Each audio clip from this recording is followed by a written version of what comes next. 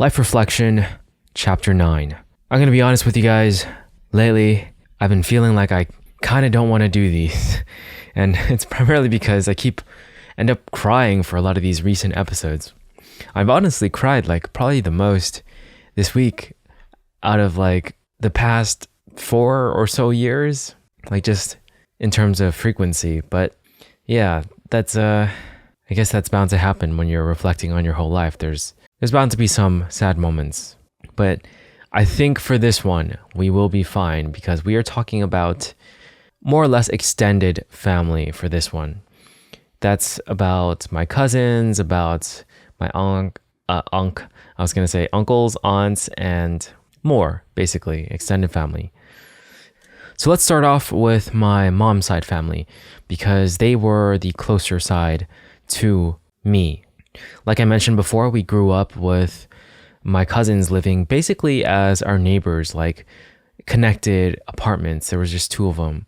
And it was really, really fun that way because every day, basically, we got to go to each other's houses. We would go over there to eat because they lived with my grandma, and my grandma would cook for us very often. And I'm very, very fortunate that even to this day that she does it very often as well.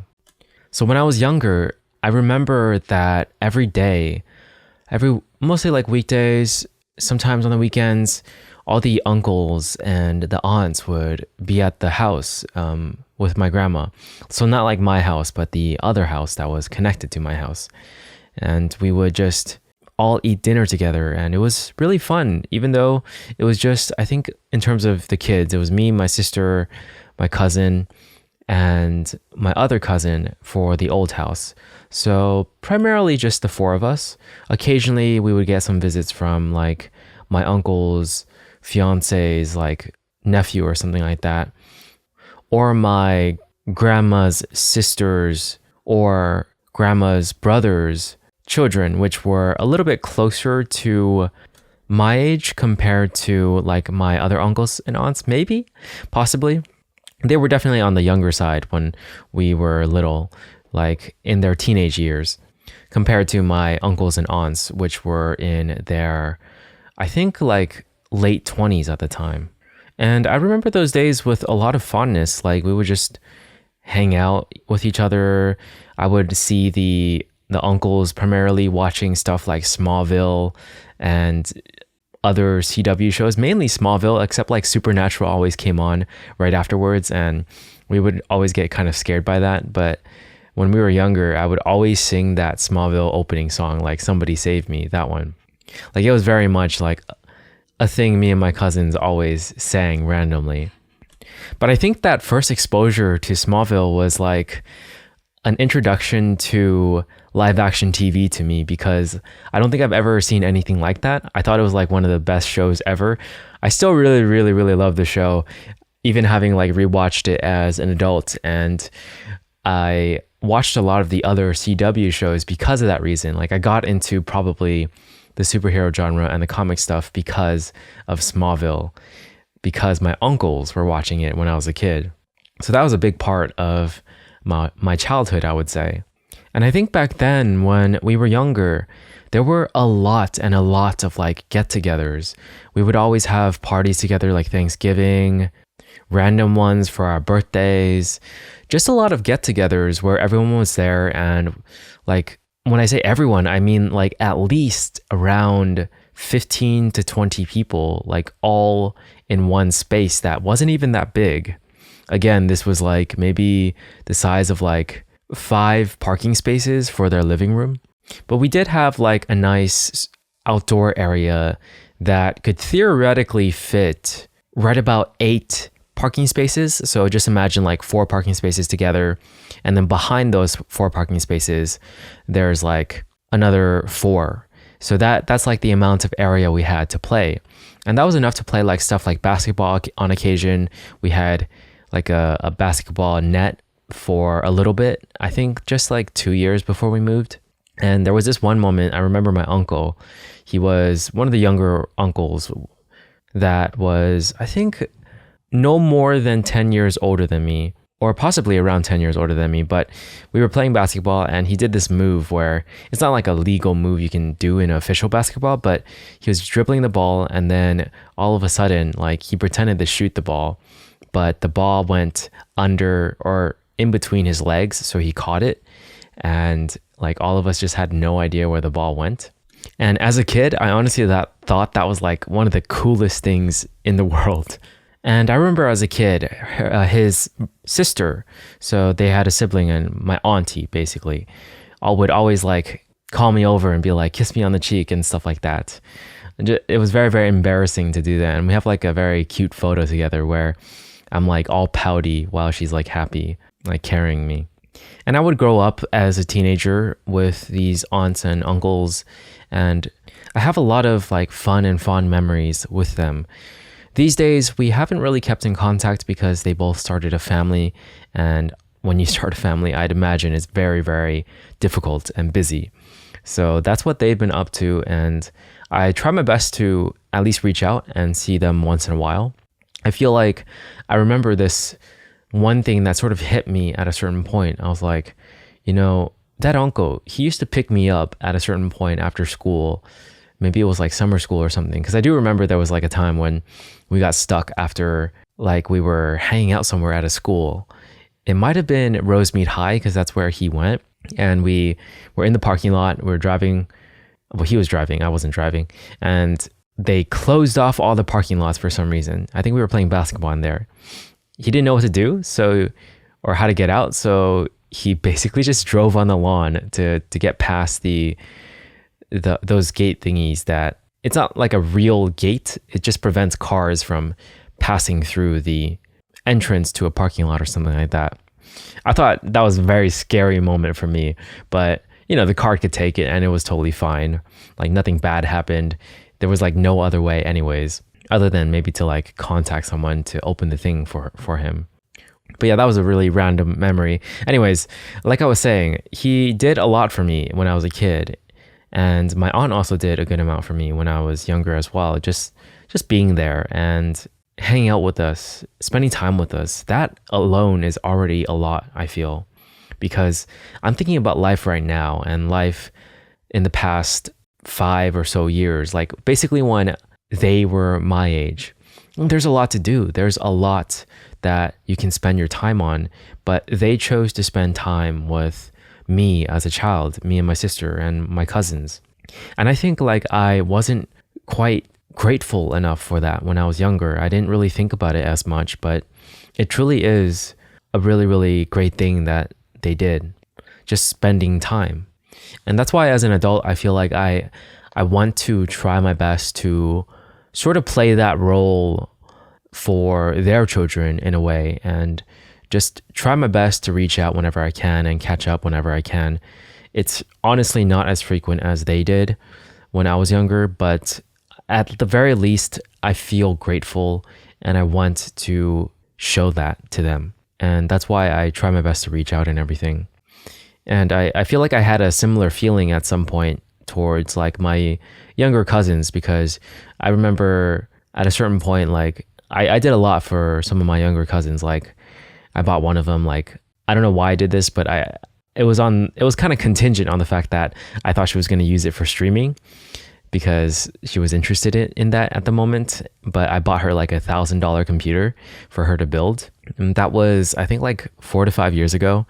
So definitely something I would not have done for someone that's like not family, you know, but I did it. And at the same time, sometimes I feel like she doesn't really show that much like gratitude, I suppose. I'm not expecting like a huge amount of gratitude or anything, but you know, I did spend like a lot of time also with her and teaching her certain things and being there and helping out sometimes, but it's like not really shown that those things were appreciated.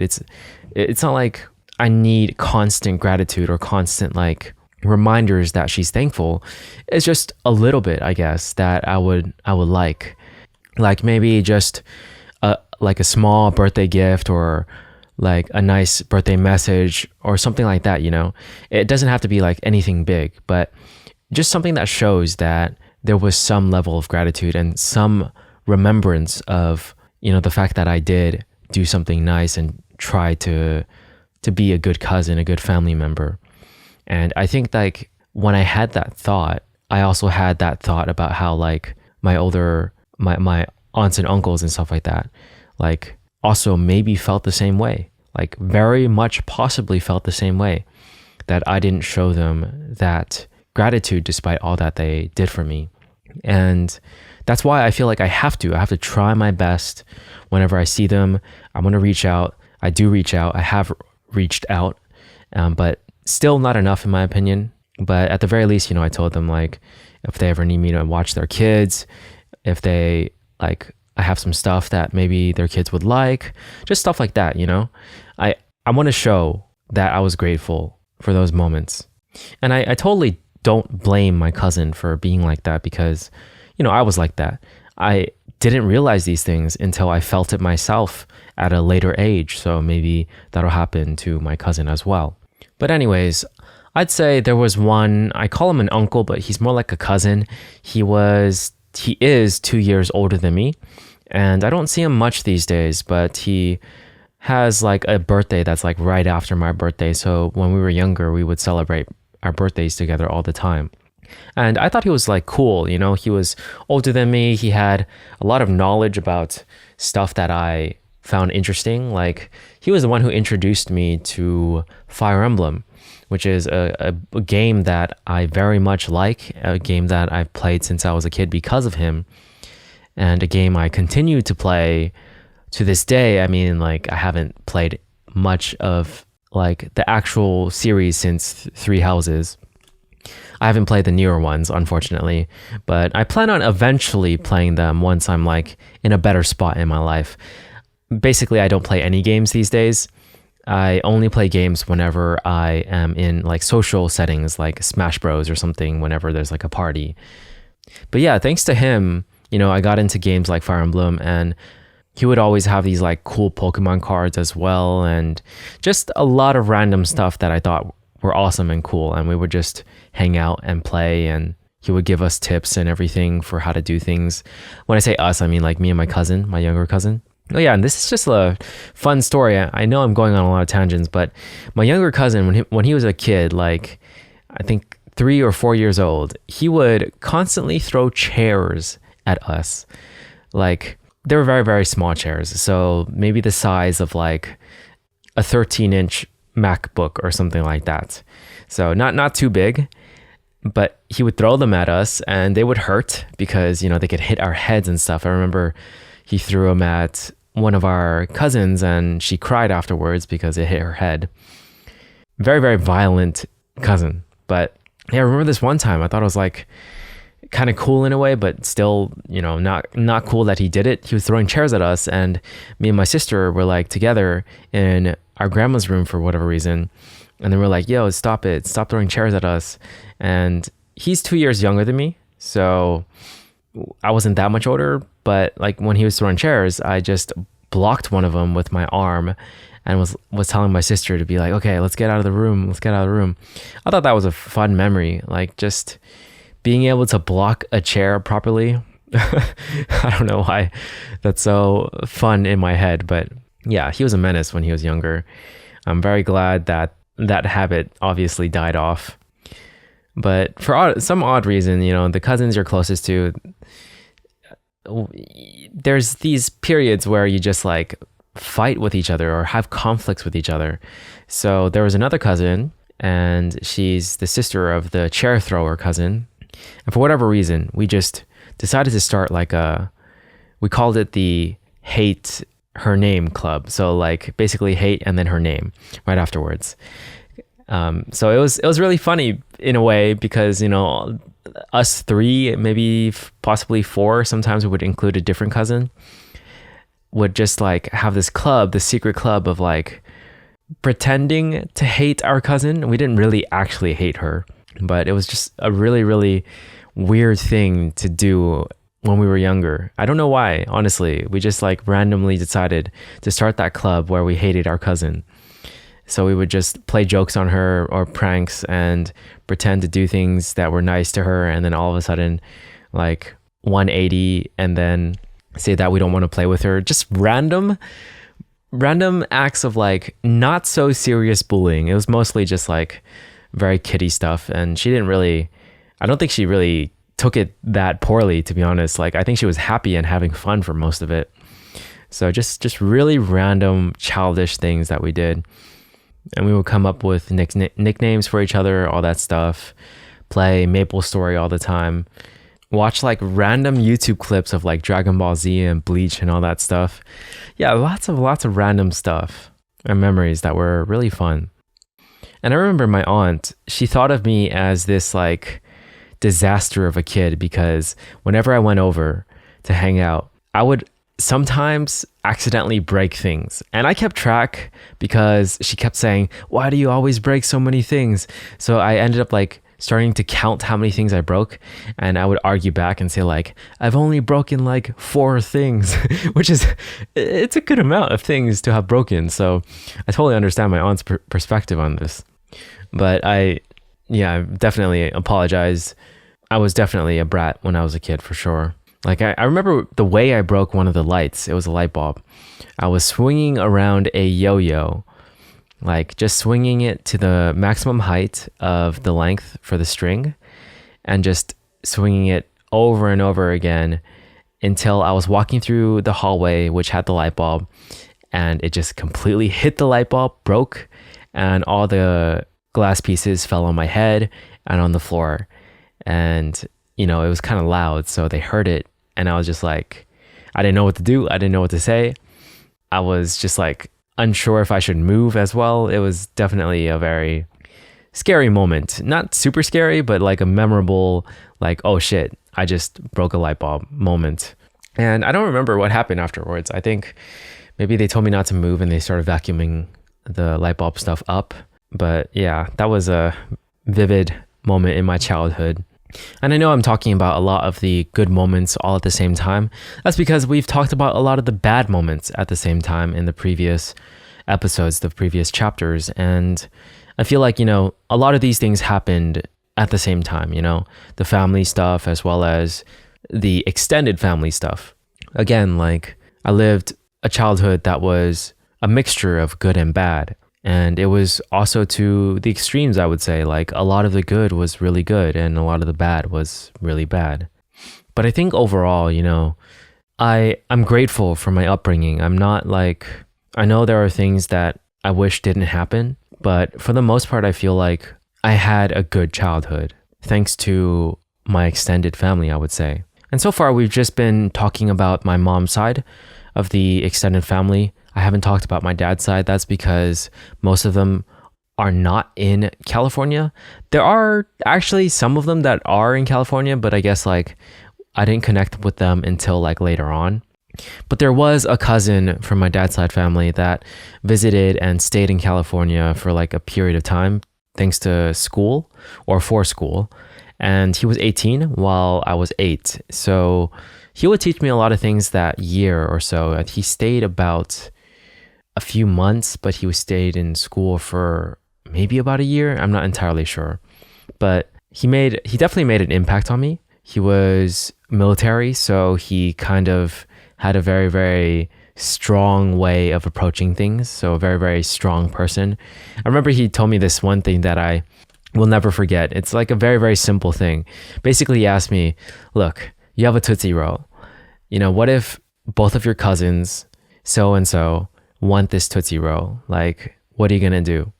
And I started saying, you know what, I can probably split it into 3 and then we can each have a piece. And then he told me like, no, that's not what you do. You split it in half and you give both of them like those pieces. And I remember that being like so profound in a way. I think it was the first time I got a lesson in selflessness, like what it meant to be selfless, like not to think about yourself in the equation. And I really think that had an impact on me as a kid, because when you're a kid, you always think about yourself, like the whole world revolves around you. So getting someone you respect to say like, this is what you should do instead of like the way you're thinking of how you should do it, it was very meaningful. And he would also like teach me some wrestling moves because he was a wrestler.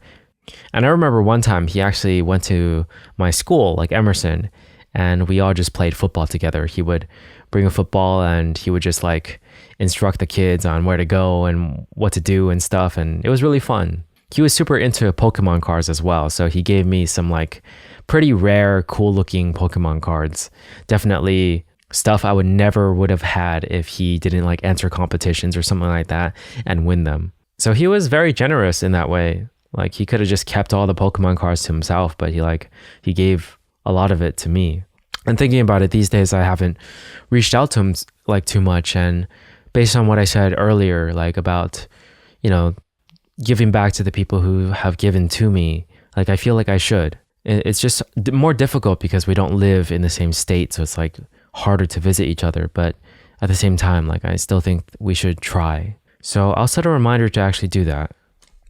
I think I have a lot of messages to send during this Thanksgiving, honestly. I think that's something I can do around that time. So I'll set the reminder for then. But I think his visit, sort of like reflecting on it, makes me think that there's a lot that you can do to impact someone's life, just by saying certain things, just by being in their life and, showing and demonstrating yourself, presenting yourself in a way that's like very respectable, very like, well, when I was a kid, I thought he was very cool, So that was another factor. And he used that to help influence me in a good way. And I think that's what, I would like to try to do with, say, like somebody like my younger sister or the kids that my uncles and aunts are having at this moment as well. Basically, just being good role models and trying your best to impart wisdom that is useful and will make basically the world a better place. And there is a memory that I remember now that relates to immediate family instead. And this was with my dad. Just like we used to play a lot of games together, primarily just Dynasty Warriors. Like I think it might have just been Dynasty Warriors 3, 4, and a little bit of 5 probably. But we would just play the game together.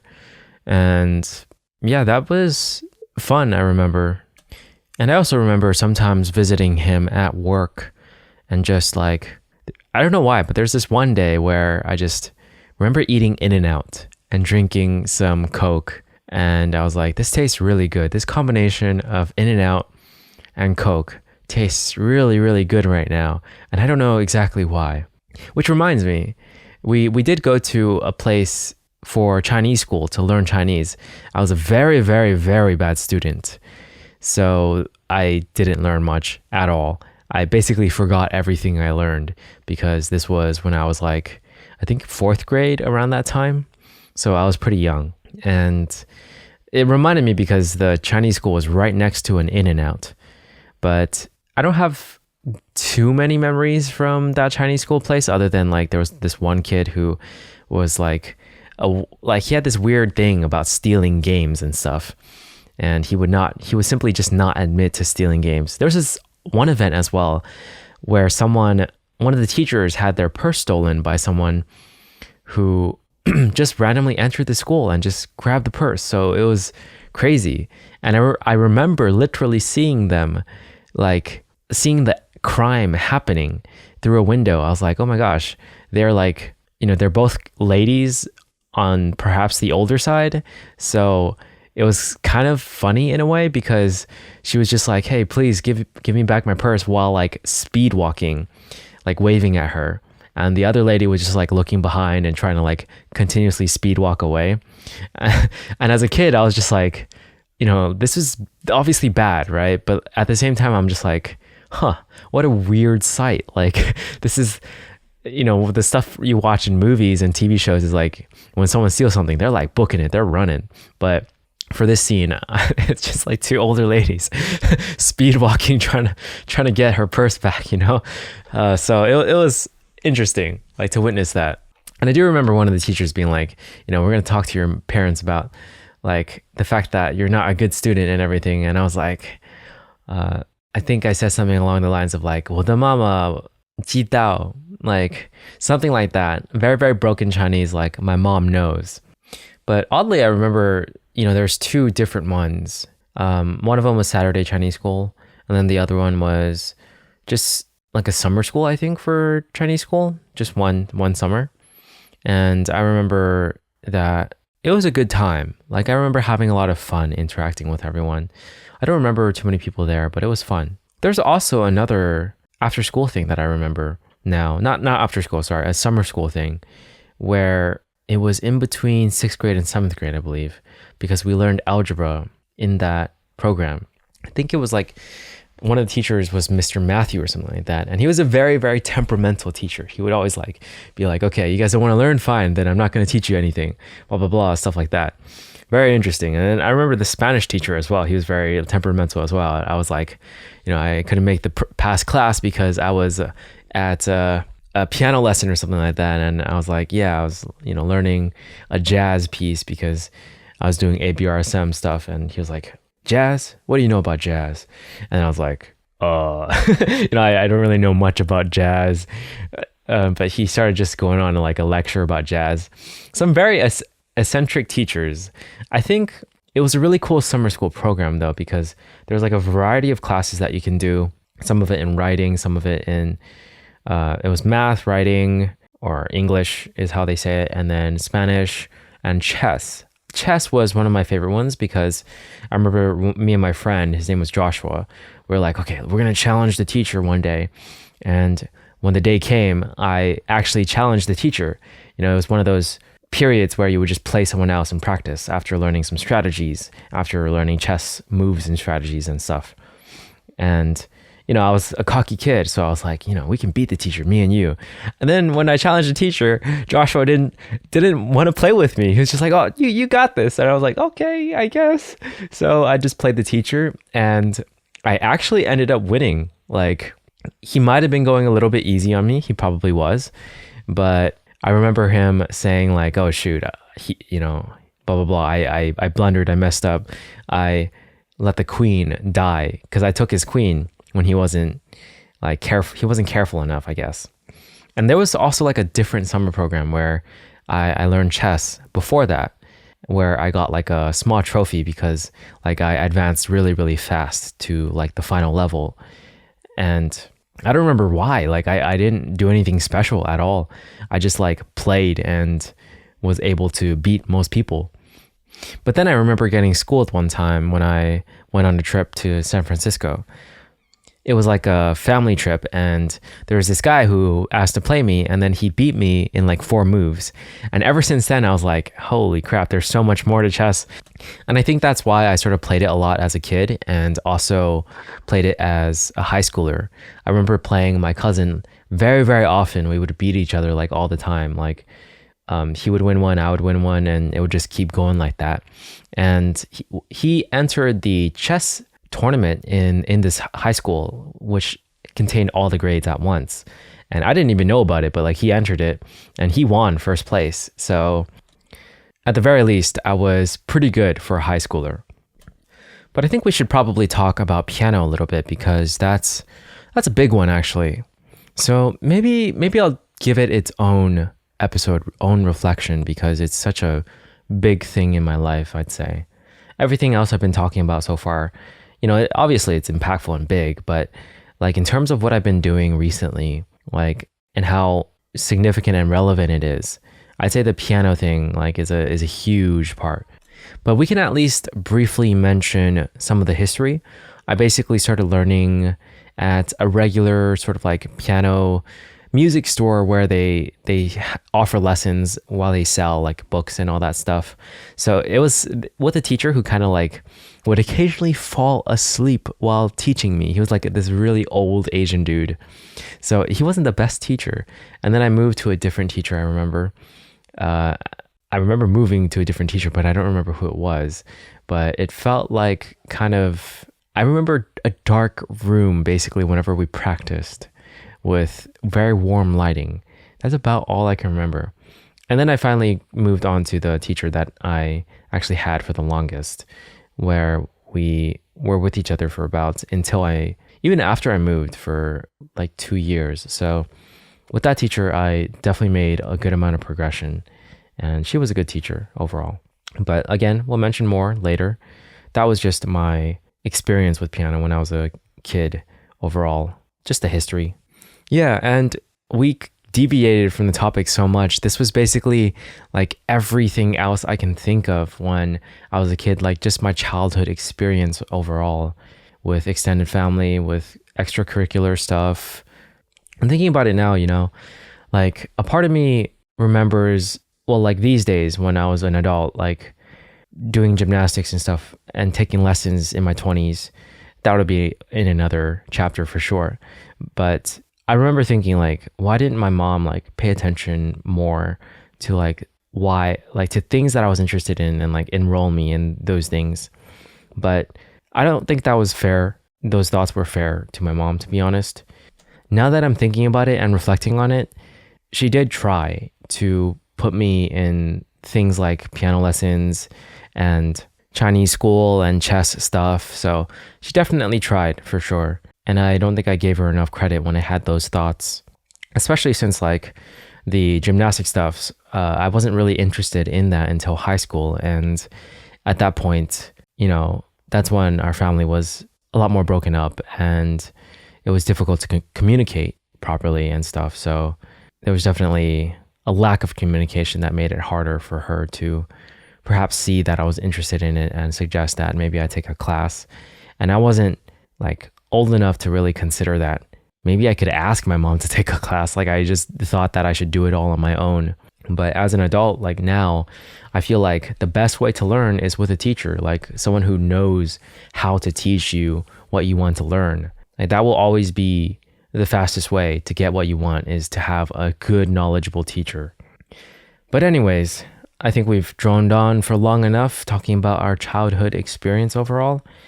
I think we can definitely get back to school stuff starting the next one, primarily high school, and we'll keep on going from there. Eventually we'll hit the piano chapter. All right, catch you guys in the next one.